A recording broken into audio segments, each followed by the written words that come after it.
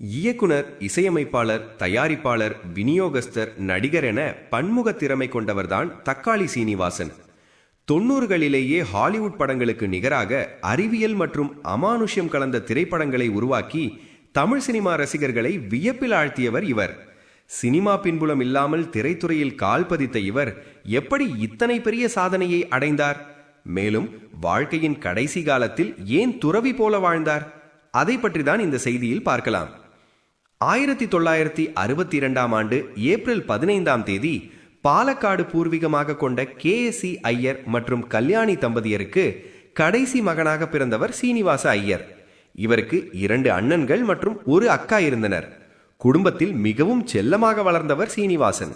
அவரது தந்தை பெரிய தொழிலதிபர் என்பதால் பணத்திற்கும் செல்வ செழிப்பிற்கும் எந்த குறையும் இல்லாமல் வளர்ந்தார். சீனிவாசன் தனது பள்ளி படிப்பை சென்னை எழும்பூரில் உள்ள டான் பாஸ்கோ பள்ளியில் தொடங்கினார். பள்ளியில் படிக்கும் காலத்திலேயே அவருக்கு எழுத்து மீது அதிக ஆர்வம் இருந்தது. நாடகங்கள் எழுதுவது, கட்டுரைகள் எழுதுவது போன்ற விஷயங்களில் அதிக ஈடுபாடு காட்டி வந்தார். பின்னர் கோவையில் உள்ள PSG தொழில்நுட்ப கல்லூரியில் வானியல் தொடர்பான படிப்பை படித்து தேர்ச்சி பெற்றார். அவருக்கு வானியல் துறையில் நல்ல வேலை வாய்ப்பு கிடைத்திருந்தாலும் சிறுவயதிலிருந்தே இருந்த சினிமா ஆர்வம் காரணமாக அந்த வாய்ப்பை புறக்கணித்து திரைத்துறையில் தனது பயணத்தை தொடங்கினார். சொந்தமாக தயாரிப்பு நிறுவனத்தை தொடங்கிய அவர் இவர்கள் வருங்கால தூண்கள் என்ற படத்தை தயாரித்தார். அந்த படத்தில் அவர் வில்லனாகவும் நடித்திருந்தார். அதைத் தொடர்ந்து பிரபு, சரண்யா, லிஷா நடித்த மனசுக்குள் மத்தாப்பு திரைப்படத்தின் விநியோகஸ்தராக பணியாற்றினார். இதன் மூலம் திரைப்படத்துறையின் பல்வேறு பகுதிகளிலும் அனுபவத்தை பெற்றார். நடிகர், பாடகர், தயாரிப்பாளர், விநியோகஸ்தர் என படிப்படியாக வளர்ந்து வந்த சீனிவாசனை ரசிகர்களிடம் மிகவும் பிரபலமாக்கிய படம் சூரசம்ஹாரம். இந்த படத்தில் போதைப் பொருள் கடத்தல் மன்னன் கிட்டியின் மகனாக நடித்திருந்தார். அந்த படம் அவருக்கு நல்ல பெயரை பெற்று தந்தது. இதற்கு பிறகு தனது அறிவியல் அறிவை பயன்படுத்தி நாளைய மனிதன் மற்றும் அதிசய மனிதன் போன்ற அறிவியல் திகில் திரைப்படங்களை உருவாக்கினார்.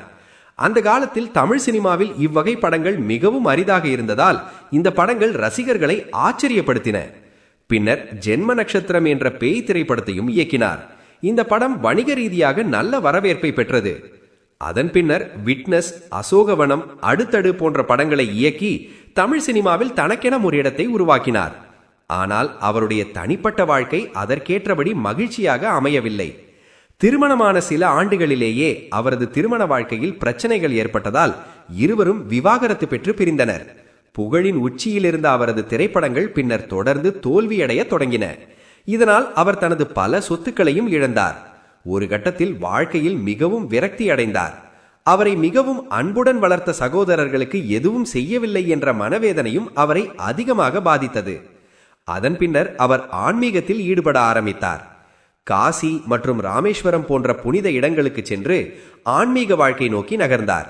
பின்னர் திருவண்ணாமலையில் ஒரு ஆசிரமத்தை அமைத்து ஆதரவற்ற குழந்தைகளை தத்தெடுத்து வளர்த்து வந்தார். அவரது வாழ்க்கையின் இறுதி காலம் முழுவதும் அந்த குழந்தைகளுக்காகவே வாழ்ந்தார் என்று கூறப்படுகிறது. 2023ஆம் ஆண்டு ஓய்வெடுக்க பெங்களூரு சென்றிருந்த போது மார்ச் 10ஆம் தேதி திடீர் உடல்நிலை குறைவு காரணமாக அவர் உயிரிழந்தார். அவரது இறுதி சடங்குகளை அவர் தத்தெடுத்து வளர்த்த குழந்தைகளை முன்னின்று செய்து முடித்தனர். செல்வ செழிப்பில் வளர்ந்த சீனிவாசன் வாழ்க்கையின் இறுதியில் அனைத்தையும் துறந்து துறவி வாழ்க்கையை வாழ்ந்தது பலரையும் ஆச்சரியப்படுத்தியதுடன் வேதனைப்படுத்திய உண்மையாகவும் உள்ளது.